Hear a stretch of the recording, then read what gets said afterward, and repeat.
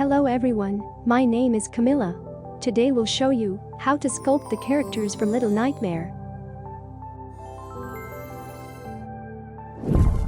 The twin chefs are one or two of the antagonists in Little Nightmares of Chapter 3 in the kitchen. The lore says that they were born to be chefs. This could mean that they're very talented chefs, but their filthy kitchen, and that they cough at the food makes you think otherwise. It could also mean this literally, that they were raised or created, perhaps by the lady, to be the chefs of the Ma, which is why she has portraits of them as children. The twin chefs are enemies of Six in Little Nightmares.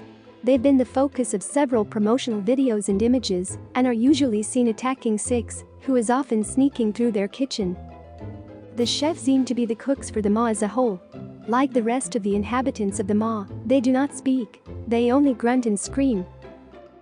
The two can usually be found in their kitchen preparing meals and bickering over one another's mishaps and failures. However, what they lack in organization and intelligence they more than make up for with brute strength and speed. Six encounters them in the third chapter of the game, having to crawl under tables to make sure they do not see her. Most of their personal furniture seems to be stitched together, such as their beds, photos and even toilets. It is revealed that their faces are in fact masks, but it is unknown what lies underneath. They are extremely hostile towards Six, seeing her as a rat in the kitchen that needs to be exterminated. They chop up old guests to make more food, and then start the cycle over again. One of the chefs makes a cameo around the guest area in Chapter 4. Well, nobody knows how the Cook brothers look in reality without a mask. But I imagine it's something like this. If you like it under the video, and write comments on the topic of Little Nightmares.